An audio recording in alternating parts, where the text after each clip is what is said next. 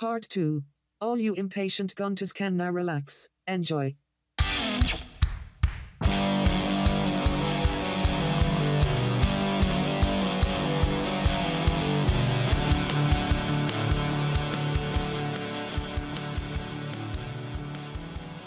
So Wade starts talking at this point a little bit about his future beyond high school. He actually really likes going to school here in the Oasis. And he mentions that he's going to be graduating, what is it, 6 months? Mm-hmm. So he mentions that he's going to miss being at school. Because he doesn't really know what he's going to do next. His fallback plan is to be a full-time gunter. But he won't be able to attend college because it's just too expensive even to attend college in the Oasis. And he mentions that his grades are too low for a scholarship. Now, you would think that somebody in his financial situation, there would have to be a grant in the Oasis. Like, Halliday just seems like the type of guy that would have grants for people like that. Yeah. But I feel like he may just be using that as an excuse to do what he's really passionate about, and that's being a gunter. So you think he's paying a little bit of lip service in the narration? Well, yeah. I mean, it's just an excuse. It's like, well, I mean, I could have done better in school. I just kind of slacked off, or I slept. So I guess I'll fall back on being a gunter. But that's what he wants to do. This is how entitlement starts. Yeah, I work for McDonald's, but that's only part-time. Well, it's full-time, but the rest of the time, I'm buying lottery tickets like it is no tomorrow, and I'm going to win. It's going to happen. It's every waiter in the greater Los Angeles area who's like, oh, yeah, I'm an actor. Right. I'm an actor.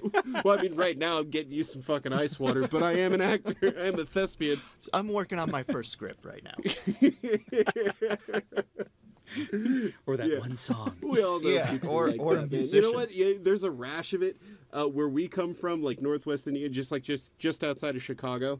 For some reason, it was like right before I left, so I'm glad I missed it. But like, there were a lot of people who like said that they were training to become MMA fighters. Like, you would hear that shit all the time, and it's like, come on, man. There's a handful of people in the world. All of them would tear you apart. There's a handful of people in the world who make it to that point. Hey, maybe some of them do. I don't know, but why that's a thing? Is this like that dinner scene from Say Anything? What's that? Is this like the dinner scene from Say Anything, where John Cusack's sitting at the table with his girlfriend's dad, and his dad's like, "Well, what do you want to do after you leave high school?" And he's like, "Well, I don't want to do anything that makes anything, and I don't want to be a part of anything that sells anything, and I don't want to do a lot of walking. I'm thinking about becoming a fighter." Like, that's a horrible interpretation of that scene in the movie, but that's exactly that's really what it boils down to. Is I hear this fighting thing's really profitable. I'm thinking of doing that, and here's like this scrawny kid sitting at the end of a table with the dad going, no "Go on, way, man." You're not winning any fights. Let's see here. So his fallback plan is to become a gunter. But even that's not really feasible with the resources that he has, right? Because you would imagine if he's going to take his search at this point in the book, if he's going to take his search any farther, he's going to need greater resources to compete, right? Right. Financial. Right, but he does say in the prologue, "This is my story and how I found the first key." So there's passion there. Yeah, but at this point in the book, he hasn't found the key. And if you're gonna be a gunter full time, I mean, like, at this point, if you're gonna pour your life into that one goal, you would think that you would understand that the resources that you have access to right now are not sufficient. I think it makes up for that. It kind of drills into the fact that he's compensated for not having the resources by just diving into the material. Yeah. And arguably knows it better than most. That even if there are people that are further along than him, in knowledge, they're not. Right. And that's where he compensates. He's got nothing but his brain, and he leverages it hard. He seems to study quite a bit, the like online chat rooms and blogs and all that stuff. So he seems to be really in touch with the progress that's been made by others and the the BS that is out there as well. Yeah. But, I mean, his other option is to enter into a 5-year indenturement contract with a company, presumably like IOI, and we find out a little bit about, a little bit more deeper into the chapter that, this is the kind of situation that IOI offers their gunters.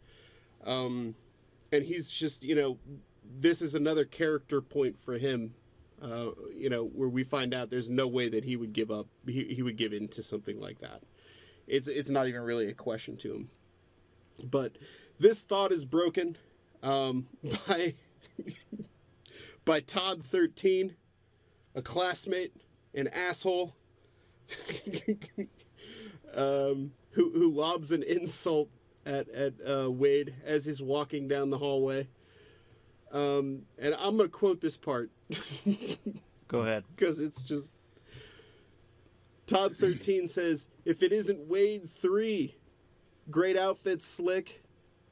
Where'd you snag the sweet threads?" Okay. Like, if you read it, depends on how you read that. And the fact that that Wade's wearing just like a default skin. But it doesn't even read really like an insult. And he comes back with a mama joke. Like, that's harsh. Like, that's so over the top. Yeah, come on, like, Dick. Dude. It's just like trying to talk to you. I know you're making fun of my clothes, but... imagine yourself in school, right? Like, this is essentially what he just said. Like, Todd 13 walks up to you. "Hey, man, where'd you get your clothes?" It's like, that's all you got, man? Yeah. Like, that's your sick burn? I'm sure he said that to him before, too. Like, that's all you got? Where did I get my clothes? Like, again, this week? Comes up with a new mother joke every week, right? This week it's, your mom, go get your money and suck on her teeth. Yeah. Talk to the mute. Crawl back into that cavern of your mouth. Yes. Something about something ham cavern. Crawl back into the ham cavern you call a mom. Come back and you don't smell like bacon. You crawled out of. Oh God, that's disgusting. I think we found it. I think we found the meaning, folks. I'm gonna use that. Gross. But no, so he mentions that he's decked out in this designer skin. So let's face it. I mean, the kids in high school, when you're in high school, what you think is designer or cool, usually ends up being very not cool. It's like Battlefield 4 camo that you paid $5 for, and now you're playing the next game. Yeah. But it's like let's face it, this kid's probably wearing something close to Ed Hardy, right? Or at least whatever Ed Hardy would be in 2045. He's wearing a fucking Affliction shirt. Todd is? Is he wearing Jinko jeans? That's what I picture anyways. Yeah, it's like there's a million other things that you could turn around and go after this kid on. You just turn around and go, "Your name's Todd." Yeah. Yeah. And you're not even Todd, original. Man. You're 1-3. Fucking Todd. You're the 13th. You're not even in the top 10 of Todds. But, and here's the thing. It doesn't seem like Todd really hurls just this real zinger at him. But remember, he mentions, too, this is high school. But it made me think of John Mulaney's stand-up when he was talking about, he's like, whenever he's like, I'm more scared of running into a group of 13-year-olds on the street because they make fun of you about the thing that you're self-conscious about. And if you've ever seen John Mulaney, it's just I think what he says in the stand-up is he imitates a 13-year-old making fun of him. He's like, "Look at that high-waisted man. He's got feminine hips." And if you look at John Mulaney, it's both of those things are very true. It was a fucking hilarious stand-up. Kids could say some hurtful things. Yeah. Like I look back now and go, really? Great outfit, slick. Yeah. I could have taken that all day long now. Yeah. Rather. Oh, yeah. Dude, You need to wax your ears. There's hair growing out of it. God bless. Oh, God, I just did that last week. It grows back so fast. I'm going to cry now. What are you waxing, prick? Huh? I got shit going on. That's the last thing I want to do. I could take a third. I could take that kind of comment all day long. It's almost a compliment at this point. Oh, thanks, kid. Oh, so I've got ear hair, and that's what you go for? Yeah. I feel like I'm hiding it well. Thanks, buddy. Oh my god. But yeah, I mean, like it's but to a high school kid, it probably is a little bit. It's sort of a zinger. Yeah. You know what I mean? And he's not going after him, he's going after him to make him feel bad about himself. The thing is you get a pretty good feeling about how, Wade can sort of disassociate himself from the situation because you're talking to me about my clothes. This isn't real. We're in a fucking game, man. But he does hit back with a mom joke, as Chris said. At this point in the chapter, he says that words are really the most important thing in the Oasis public school system because there is no fighting there. It's a non-PvP zone, PvP being player versus player. Mm-hmm. That's a common term used in online gaming. Mm-hmm. That was probably the most fatherly way of explaining that. PvP is a term used in online game. I sound like one of those newscasters talking about how some kid killed himself because of Call of Duty. Oh, I thought you were like, well, I heard the kids are all talking about PvP now. Yeah. That must be the cool thing to do as a kid. I guess that's like that term I heard, DVDA. They keep talking about that too. Those kids and their acronyms. Yeah, some mom comes in crying. She's like, I think Timmy's taking the PvP. It's all right, about honey. it with his friends. It's all right, honey. When I was his age, I was into PvP. was waiting by gates for people to show through. Then I beat the shit out of them and steal their stuff. It's Try to only sell a them phase. wares. Oh man, no, I'm kidding.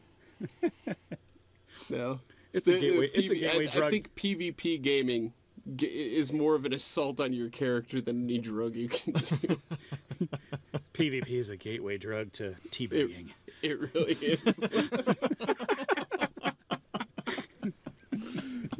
Not even once. All the time. Everybody's having fucking Halo flashbacks, right? All right, so that's PvP. School is a non-PvP zone. So words, Wade mentions here, this is why I've become skilled at wielding words. You used a mom joke, Wade. I wouldn't really call that skilled. I guess it's a matter of opinion. It was effective. It shut Todd down. Yeah. Yeah. Wade used mom joke. It's super effective.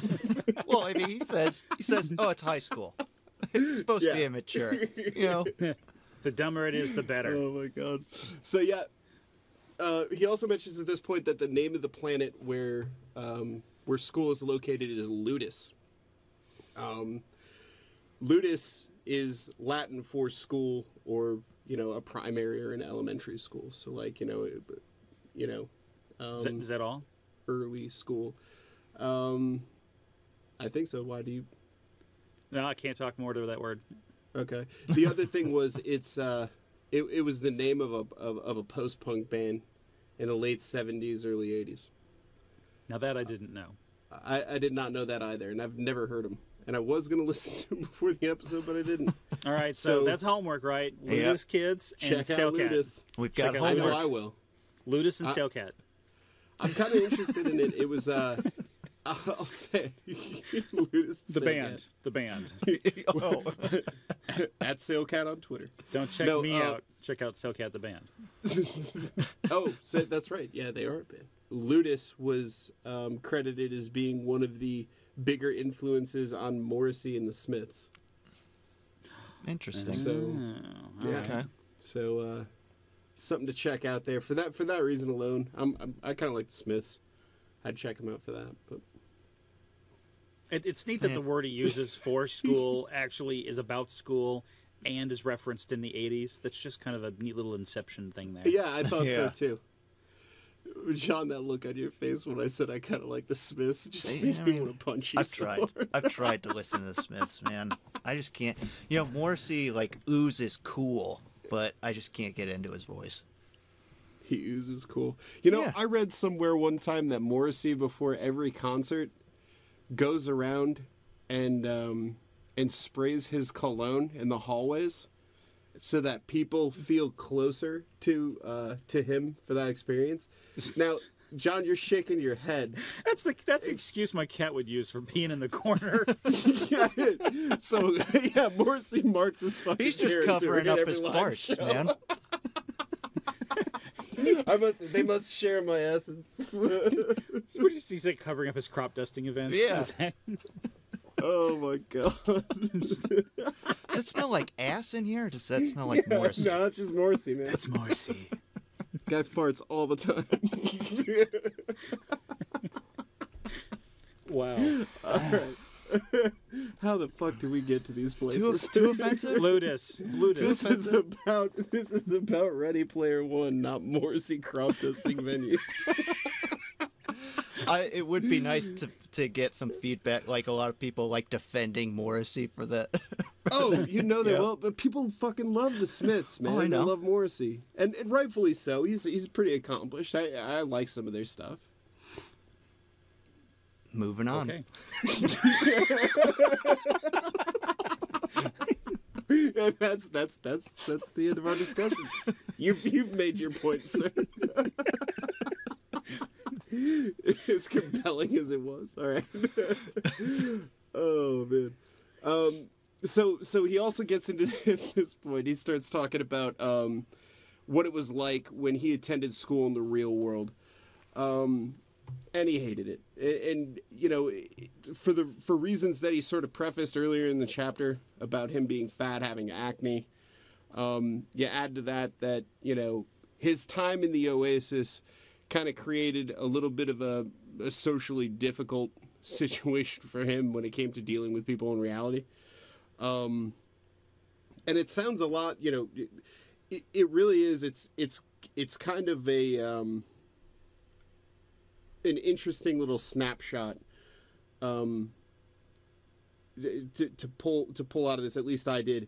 That it's not necessarily, you know, other people don't factor into his self-consciousness. It's his own criticism of himself. You know what I mean? Because he's very aware of the way he looks, and he's very aware of the things that he doesn't like about himself, and he just automatically assumes that onto other people and their perception of him. And he creates a situation where, you know, he has a difficult time interacting. And, you know, it's hard to tell if, you know, if his outward display of this is the reason that he gets picked on so much. Like, how much of that is he doing to himself? Just like Chum. Sharks going, I smell a weak child. Exactly, yeah. Because that's the way children are. They're fucking monsters at that age, man. Well, they feel threatened. I mean, he's small. He's awkward. It's obviously chum in the water for punks and bullies. Mm-hmm. But one of the things he mentions in the Oasis is that he feels safe. Like, he's free to be himself because he's the best him. He's the best version of him physically. So a lot less physically uncomfortable, I suppose, short of the jeans and the black shirt. But he's his best person, and he knows they can't do anything to him. And it's unlike the real world where, you know, he creates a video game where just climbing out of the stacks and going to school could get him killed by hookers and drug dealers. Right. Yeah. So you could get that kind of confidence when you don't feel like a guy's going to push you and punch you, I think. Yeah. And, you know, this is the thing, though. In the last episode, John and I both talked about how when he created that game, the stacks, as like his Gunter rite of passage to program an Atari game. And we had talked about how it's interesting, like when he goes through that stressful situation, one of the ways that he remains optimistic about it is that he projects a fantasy onto his reality, almost like, you know, he's almost like putting the Oasis out there in his real life. And again, he does that in this part of the book when he says, you know, I went and I scanned the lunchroom like a T-1000 looking for people to connect with. And now you could read that as like, you know, Ernest Cline's just using a pop culture reference there to like, you know, make that visual. But if you think about like, and when I was in, you know, 5th, 6th grade, early elementary school, I got picked on a little bit, you know, and I was sort of, let's just say I could relate to Wade a lot in this chapter, this part of the chapter. And I remember doing shit like that. like in times when I was like nervous or like socially just ill-equipped, you know, I would almost like project a fantasy there. So, I mean, you could literally just like imagine him standing on the side of a lunchroom looking around and almost imagining himself being the T-1000. I might be reading a little too much into that, but I think it's interesting that in those situations where he's a little bit stressed out, in the real world, he projects a fantasy onto it. Yes. This is, guys, that silence is the way that my friends tell me I'm talking bullshit. Honestly, I whatever, agree Ryan. with that. I just don't know.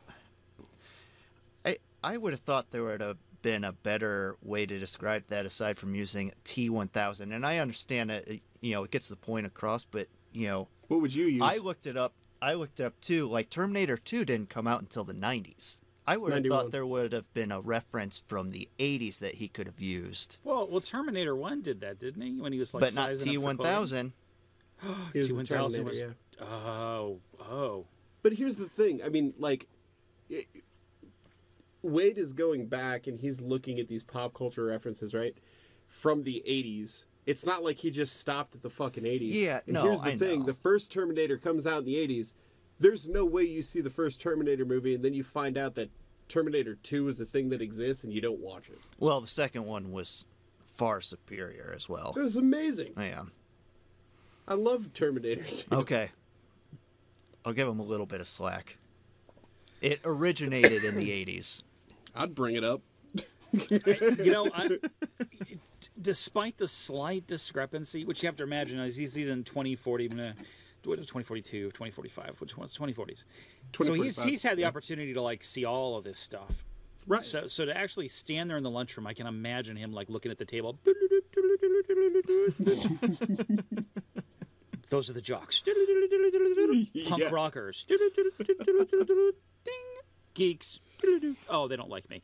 You know, it just If he was making those noises, I could understand why nobody was talking to him. you know, like you see, like the overlay over the clothing to identify each group, each Yeah. clique. And he walks, and he's like, "I don't belong anywhere. I go to the empty table." Well, do you remember, did you see that movie Grandma's Boy? No. Oh, I do yeah.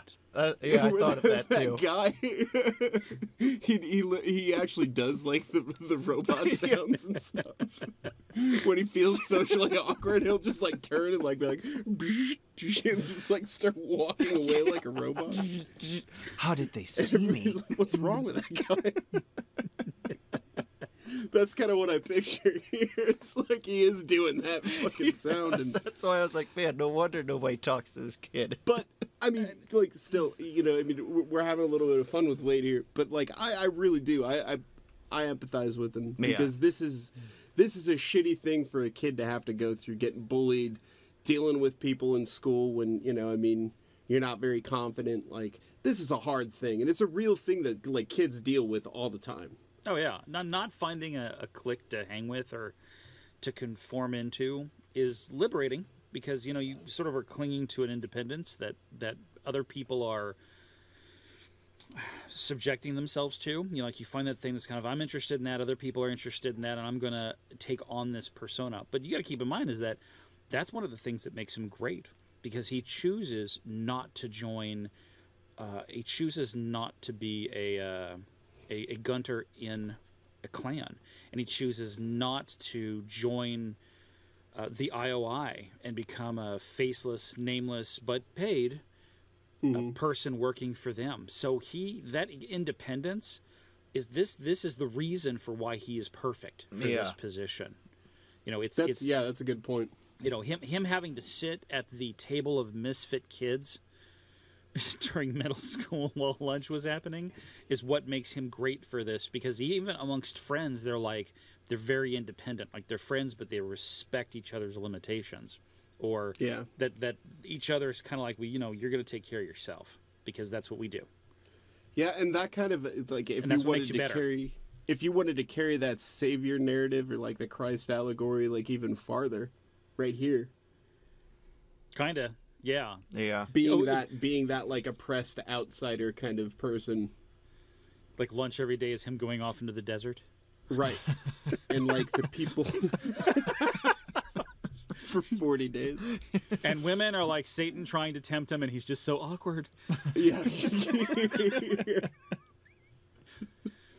That's why he hangs out with prostitutes, man. They're the real people that'll hang with him, is people he's paying. She was Rubenesque. Get off my back. Rubenesque, yeah. His mom was a prostitute. Technically, it does. It spins around, doesn't it? It does. Yeah. Wow. I'm feeling better about the tinfoil hat theory. I think there's some of it there, but I think it's somewhat like when you write a hero character, you're gonna get a little bit of that. You got to relate to it. Yeah. I relate to that. Well, he's got to be the underdog at some point. Exactly. Right? Yeah. Yeah, so not everyone's going to relate to that, but I think everybody that gets that, like even when I was in high school, I remember standing in line to get my pictures taken, and this one jackass made fun of my shoes. So like these kind of stupid comments happen in high school, and I didn't turn around with a quick-witted mom joke, but I wish I had. But it's one of those things where you think about your one comeback like later on that day. You're like, "Fuck! I should have said that." Exactly. Like 3 hours later, I'm in math class and I'm hitting the oh. Damn. Teacher's like, something wrong, Chris? No, I just got the answer to that problem. Really angry for not having thought of it 3 hours ago. Or you like throw out the comeback at the teacher. Your mama. To the office. Your mom's ham cavern. To the office with you. But that stuff happens. Like, it's miserable. You know, it sucks. I had that crap happen to me. You know, yeah. It's a real thing. Yeah. But you know, it's funny too. Like he talks about this like him being in 6th grade, and I know it's different. It's weird, but you know, we have a lot of listeners. Actually, a few listeners outside of the United States. Schools operate differently from country to country, but they even operate a little bit differently from like state to state and county to county in the United States. For instance, where John and I went to school, middle school is 7th and 8th grade, and that's it. Mm-hmm. Just 7th and 8th grade. Yep. Whereas, like, I think down here, a lot of people go to middle school when they're in 6th grade. Was that the case with you, Chris? Yeah, it was 6th, 7th, and 8th, and my son goes to a middle school that's 5th, 6th, 7th, and 8th. Really?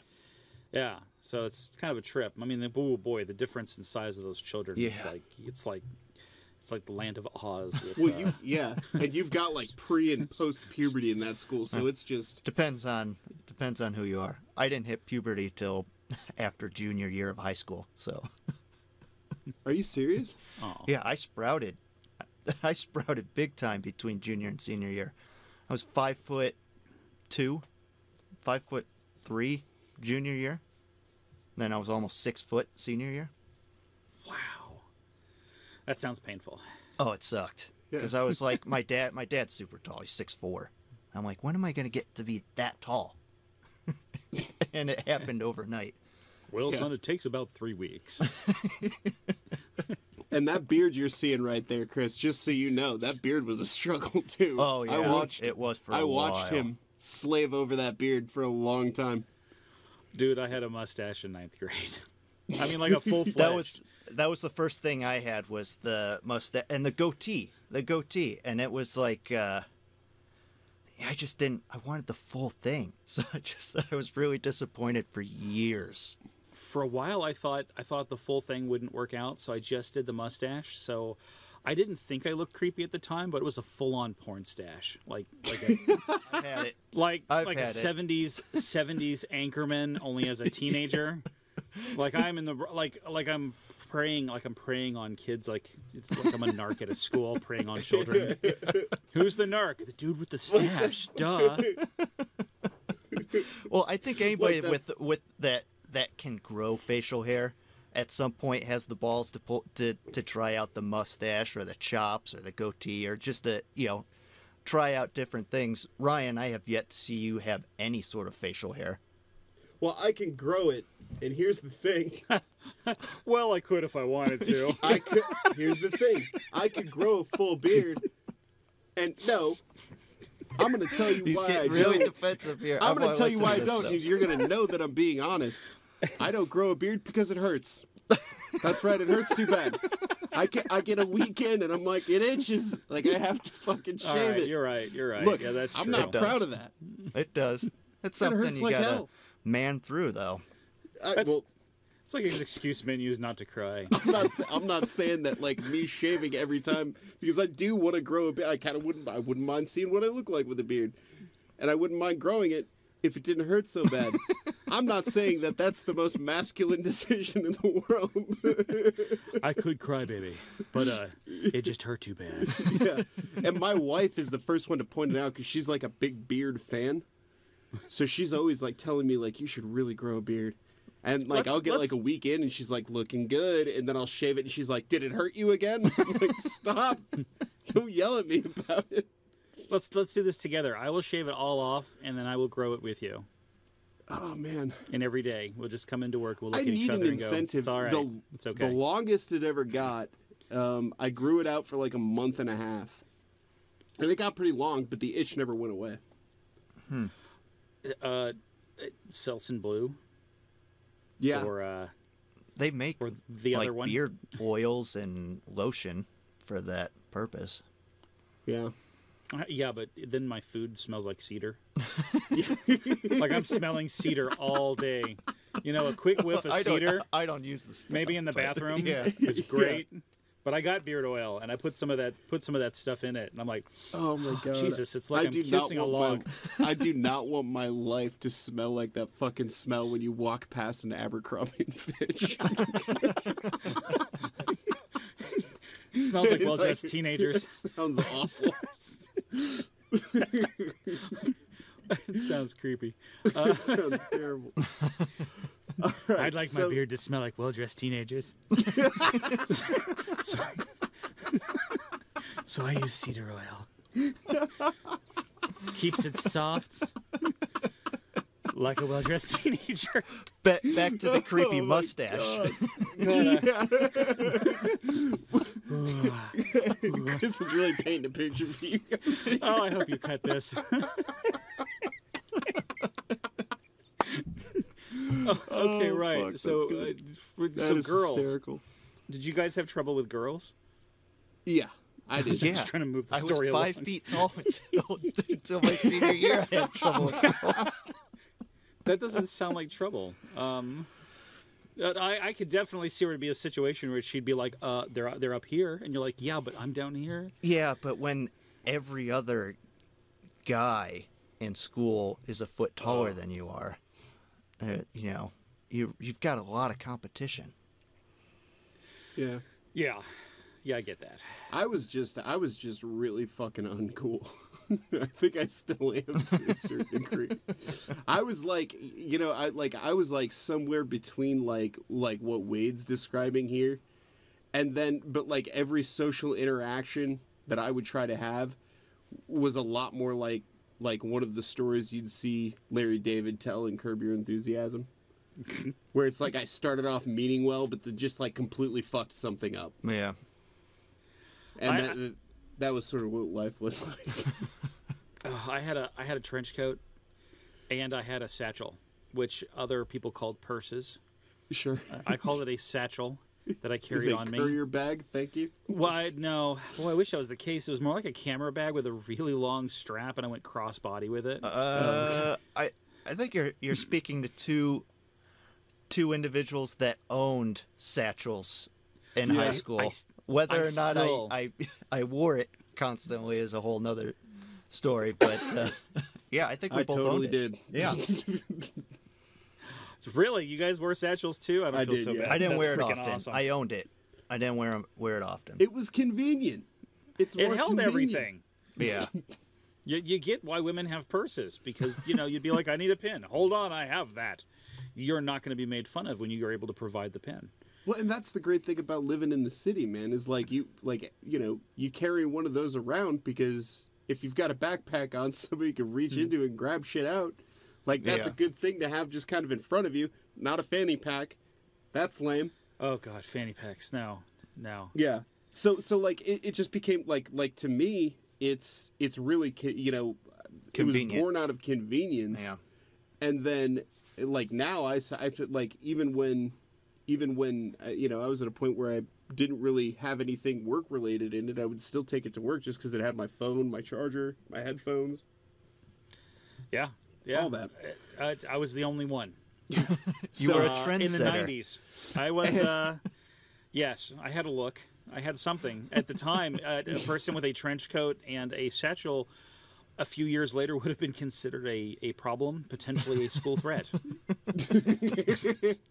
Shortly afterwards, that trend stopped, I might add. Abruptly. It ended got in very death. uncool. And I was like, damn, I thought I was setting a trend. It was a fashion thing. And then those kids had to go screw it up. Yeah. That they did. But girlfriends, you know what? I got along with the gals way better than I did the guys. I was that guy that was like, always the friend in the friend zone. Like I would dominate friend zone, and then it'd be like, wait a second, this zone feels a little bit warmer. Which is kind of how you had to approach it, right? It's just kind of like, oh no, talk to me about your boyfriend. Tell me about the asshole he is. Go ahead and take another he's- drink of beer. Yeah, it's well. Check no, out I the never did that. stash. Check out the sweet stash. I bet his kisses don't tickle. I never used that line, by the way. Oh God, why such a missed opportunity? Well, I know exactly where that would have ended. So no, I bypassed that opportunity like a bad exit on a freeway. Good call. No, I was always, it was kind of like I didn't get along with the jocks and most of the guys, and I was just in that weird in between place. And honestly, at that period of time, you had your Yo MTV rap guys and you had your headbanger ball guys. I was Yo MTV raps. I was the white kid that listened to rap and went to a private school. All right. First world problems, listen to ghetto music. That was me. I was that guy. And I lived in Seattle. So, I was all down with Sir Mix-a-Lot and Baby Got Back. Oh, wow. Oh wow. Yeah, so I had a hoopty. And I went to a private Catholic school. So that was the identity that I had and was incredibly unique, and you could tell by the number of friends I had. It was select. I wasn't outcast. I was just kind of like, I don't care to eat by myself outside, actually. And occasionally I had a couple people that were like, I'll eat with you. And I was like, you don't get the point. I want to be alone. Okay, you can have some French fries. I am Dark Queen, Lord of Sorrow. It wasn't like that. I wasn't emo. I was emo-less. I just didn't care. I was emo.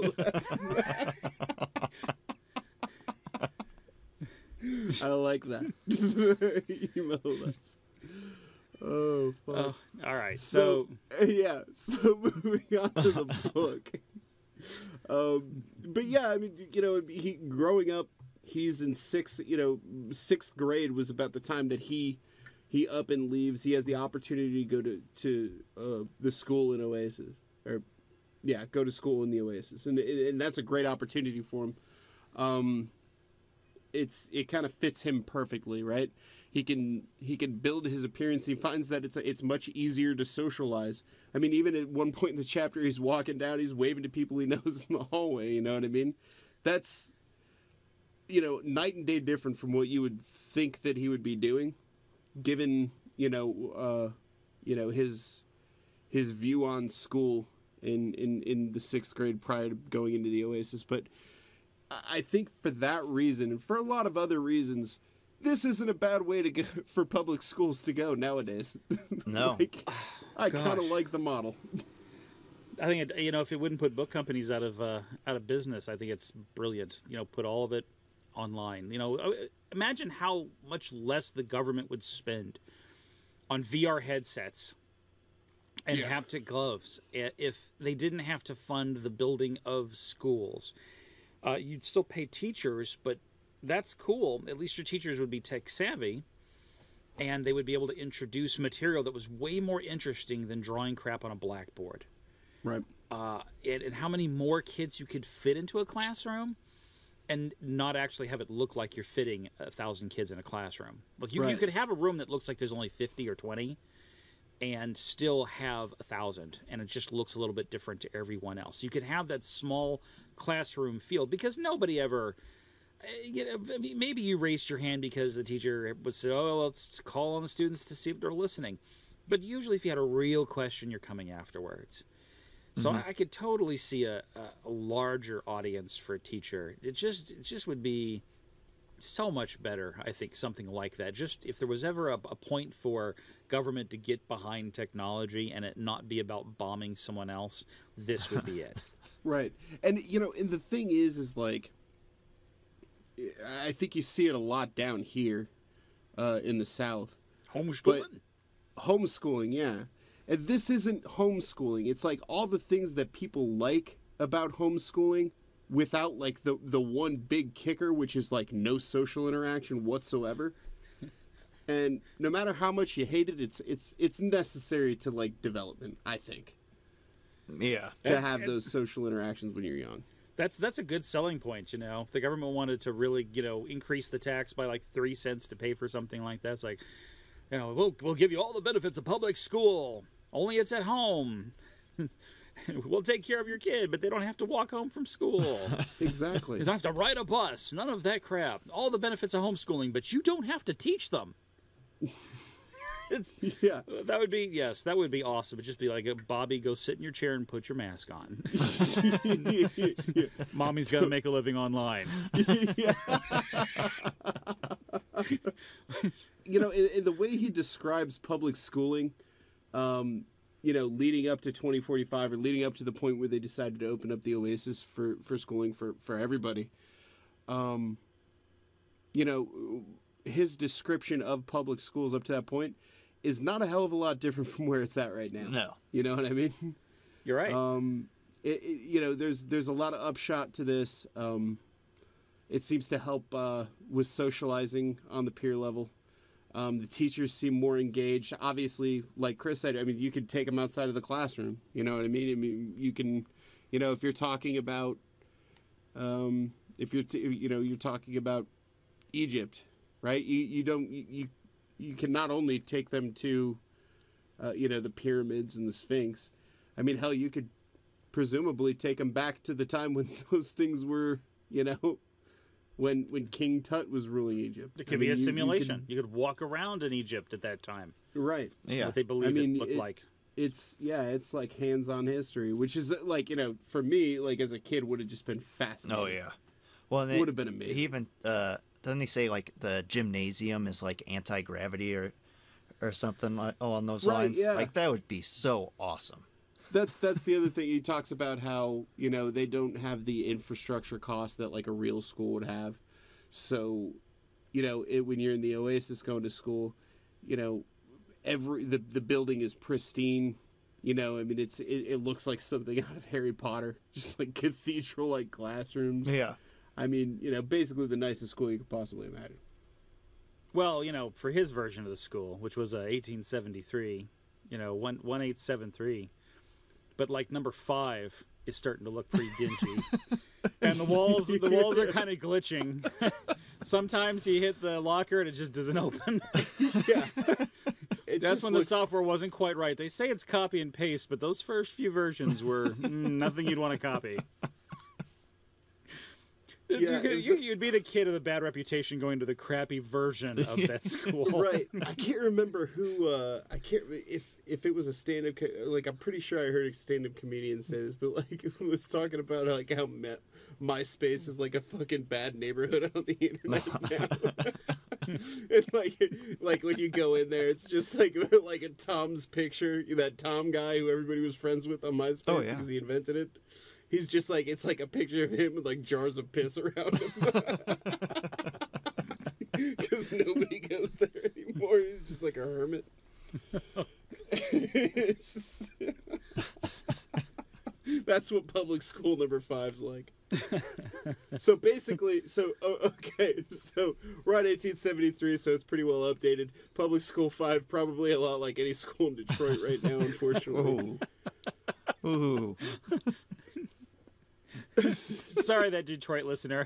Yeah, sorry to the guy listening in Detroit. No, but God.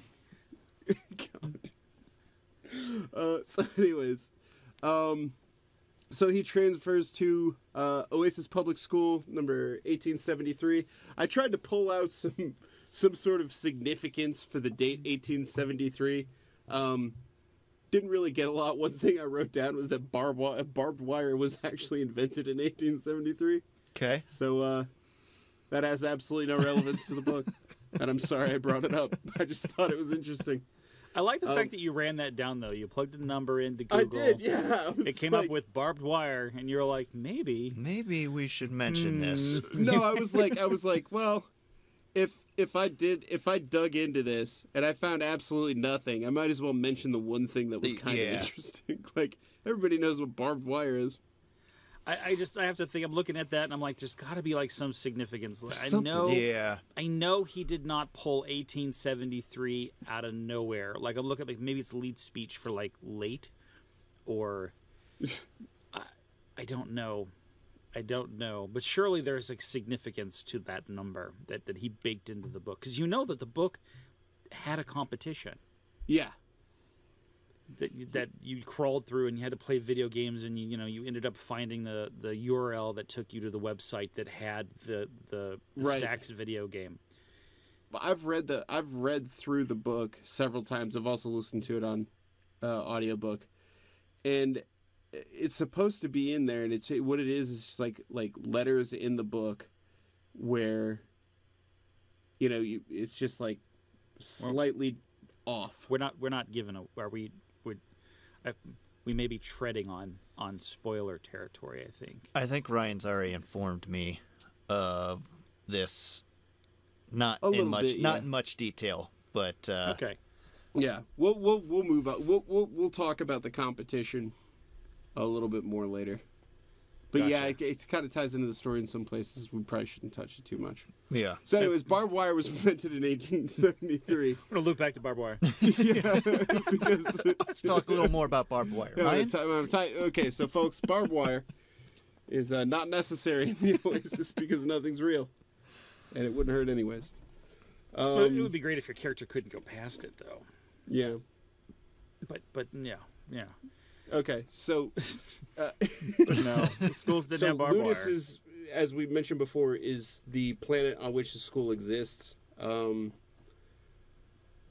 It was also the first place that Wade was able to travel to outside of the very first area that you get into when you go into the Oasis, which is called Incipia. If you've ever played an MMO... I mean, he describes it as a place to chat with other noobs and shop in the online stores. John, I know you hate it when I bring up Destiny. No, that's my point of reference when it comes to MMOs. It's essentially the tower in Destiny. That's exactly what I thought of. That is exactly what I thought. Yeah. Yeah. I mean, it's that load-in spot. There's no battle happening necessarily. It's just a marketplace. Well, Right. we tried this like about 10 or 15 years ago. There was a game called, and it may still be around, it was called Second Life. Yeah. That sounds familiar. And bands tried to get on it, like they'd go and they'd do a gig in Second Life, which was really just them singing into the microphone, I guess, and then their characters are dancing around. But it was a lot like that. Like, you'd come in and you'd talk, and you really wouldn't talk to people. You would type words, and they'd pop over their heads, and you kind of walk around, and you could build stuff. I think you could even purchase land. Yeah. But the gist was that, you know, they had stores that you could buy things. And it wasn't very successful because nobody at the time knew how to leverage it. So it was all very sort of hollow and veneerish. I think it was wasn't central like- to a story on Law and Order SVU. It was, and it was like 2020 did a thing. So it was like, it didn't have like the world's biggest fan base, but like, it was like to a select few people, it was huge. Yeah. Like, they met each other in real life and stuff like that. I mean, like, you know, I mean, it's... They went to church on Second Life. I knew that there were churches on Second Life. So, I mean, it's not unlike, you know, I mean, there were times when I've played MMOs and I've gotten on and we didn't even do anything. We just sat there and, like, shot the shit for like 2 hours. Just because it was like, you know, it was how we talked to each other. But, you know, the problem there was that it didn't ever look great. In my mind, it feels very, very Minecraft-ish. I'm sure it was way better graphics-wise than Minecraft, but at the, like, me thinking back, it just felt very Minecraft-ish. Mm-hmm. Only with customized characters, and you could go to a club and there'd be music playing, and then you had like buttons where you could dance, and then you talk somebody up that was a female in the game. Mm-hmm. And there were a number of those, which at the time, I think that's where I lost that interest. I was kind of like, I don't trust this. This is the Chuck with back hair thinking, right? Yeah. You know?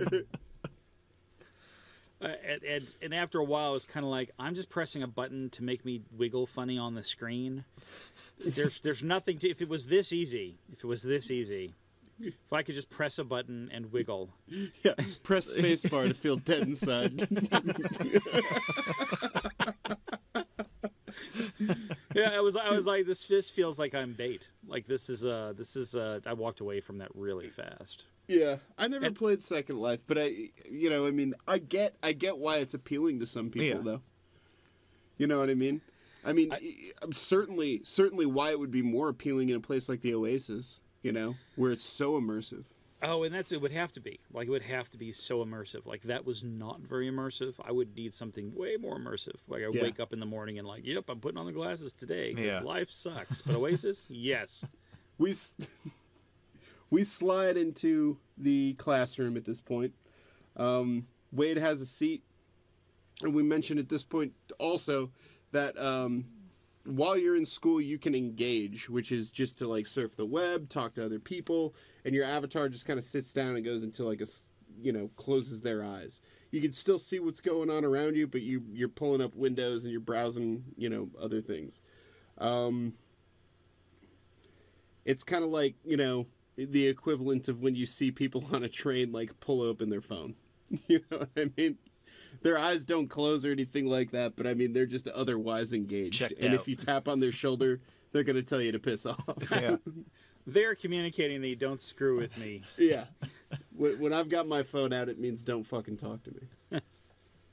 On a train or, you know, wherever. Even around my kids. But I like how they Piss off. I don't give a shit about your drawing. Get out of here. Yeah. Dave's reading the news. I don't care if you fell down or if it hurts. Come back later. I'm on YouTube. I'm watching Sailcat.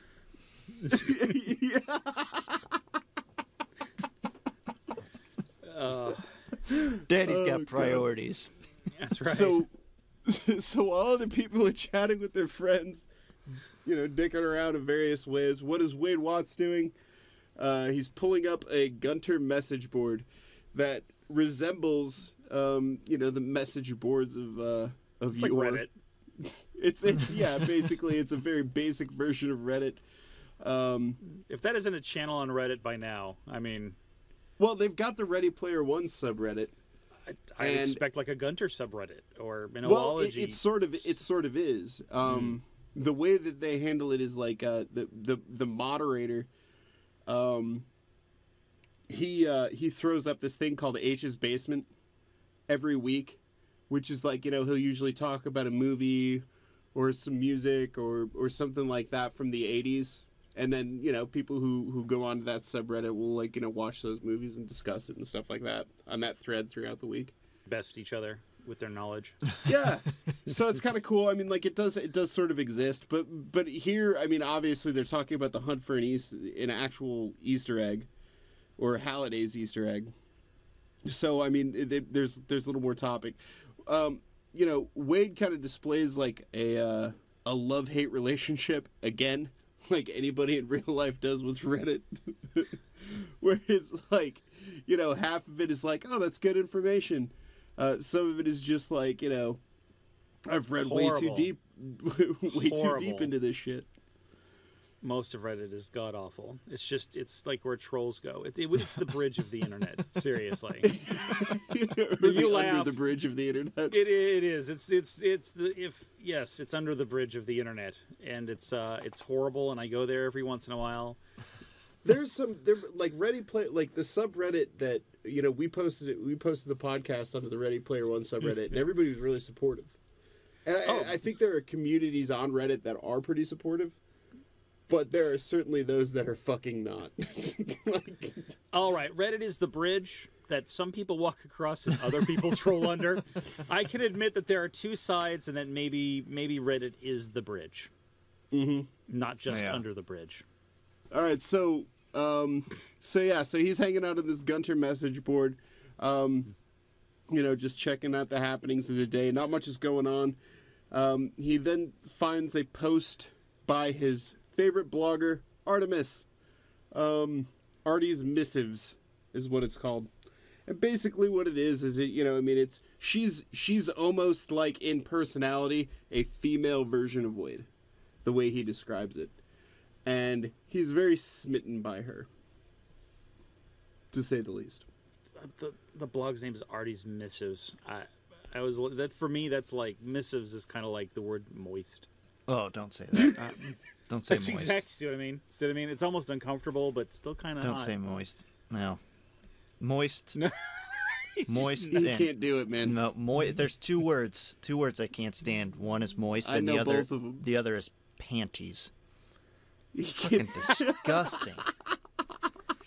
That's gross. Isn't that what a group of dogs does? Isn't that what a group of dogs does? Well, they pant. Exactly. But when you have a group Why of does dogs, panties bother you It so bad? sounds so gross, man. there's a bunch of look at all those dogs that are That is hot. even They're all weirder than panties. your whole It fucking sounds won't go in trashy the to me. ocean thing. It sounds what? It's weirder than your whole won't go in the ocean thing.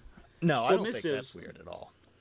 I don't think it's trashy. I just think it's it's edgy, in a not safe for work sort of way. See, you're squinting your eyes. I mean, like Yeah, I couldn't say panties at work either. No, it just sounds trashy. It sounds trashy. There's no way. If I could, I wouldn't.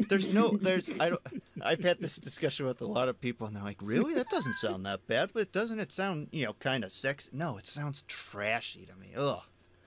You think of women that wear panties, or women that like wear them Or and don't. think that they're sexy for wearing them. The best part is like, my screen is still switching between the two of you. And it's switched back to Chris just for him to go, or don't. And it's switched right back to you. So I hear Artie's missives. I'm thinking automatically me like submissives. Yeah, right. So What's going on over here? All of a sudden, I'm kind of like, go on. Continue. And then she talks about movies. Yes. You have my attention. From the 80s. John Hughes. Okay. All right. My word, not moist. I think moist is a lot of people's like word. My word, and I don't know why, is nougat. I fucking hate that word. Dude, you're at the end of the wrong row. Yeah, nougat's not that bad, man.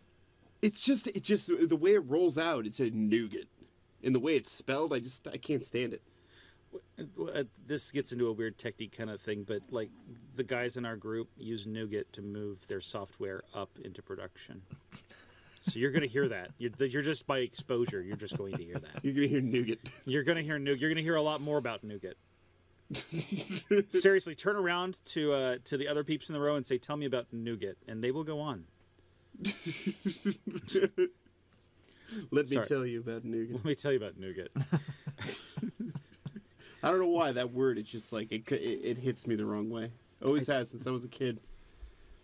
You think it's going to nude, and then it takes a right turn at gut. Yeah. I don't know what it is. Gut. Yeah, gut. Maybe that's it. That's that's gonna be my sexy term for when I get undressed from now on. It's just gonna be, hey baby, I'm getting all nougat. She's gonna be like, "What the fuck is wrong with you? Why are you thinking about nougat?" It was a long day at work. We're going down the direction of nude. I've got a little bit of a gut. Slam them together. just trying to Sexy save time some word? time. Probably not. Smashing them together, trying to save some time. It's about efficiency. Yeah, no, that won't fly in the bedroom at all, I don't think. All right, so Artie's missive. Artie's missives is his favorite. He's very smitten by her. I think it's equal parts. Like, first of all, like I said, they're very similar in personality. It seems. She's even, her blog posts are mostly things about the almanac. She also posts, about specific John Hughes movies and things like that. They're just musings. You know what I mean? And he's really taken with her. The thing that he feels like he really connects with her on is her appearance. She doesn't look like the other avatars you see that are just like, way too skinny or way too Porny. Right. Porny, if that's a word. But way too porny. I coined it, I trademarked it. You can't use it anymore. She looks Ruben-esque. And just sort of as you would picture a normal person to look. She looks like a human being. So, and yet those are all great words. Yeah. So, all curves. So Wade creeps out on this woman, this poor woman, and saves her pictures every time she posts. Seems a little uncomfortable, but Yeah. From a distance, it's not. From a distance, it's I'd not. imagine. I mean, But but if she ever swung by and she was like, "Hey, good to meet you, Wade. She's like, Why do you have all open my his laptop pictures?" She's gonna. What's this? I told you not to put on my haptic. Gross. Why are you saving pictures of? Well, and that's what ended the relationship. Yeah. And that was the last time I saw her. And then she threw me out of her life.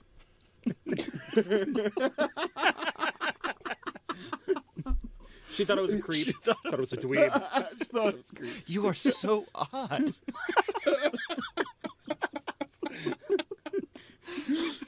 I'm gonna solve your problem. I know. And you're gonna say, Sailcat's the guy who can get things done.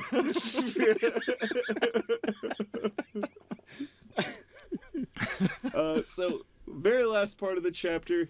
Finally, we've arrived.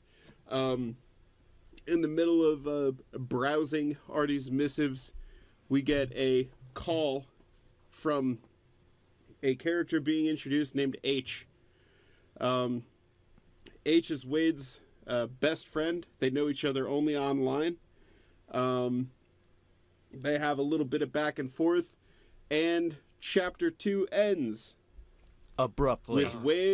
with Wade about to go into H's basement to hang out right before school starts. All right, so that's chapter 2, everybody. Thank you so much for listening. We hope you'll join us next week. Thank you so much, Chris, for joining us today, man. First guest on the show. Oh, thanks for having me, guys. That's awesome. Thank you so much, man. We're really happy to be here. Hopefully you come back for another chapter at some point. Oh, whenever. Absolutely, Awesome. I'm down. Awesome. All right, everybody, that's the show this week. Thank you very much. So long.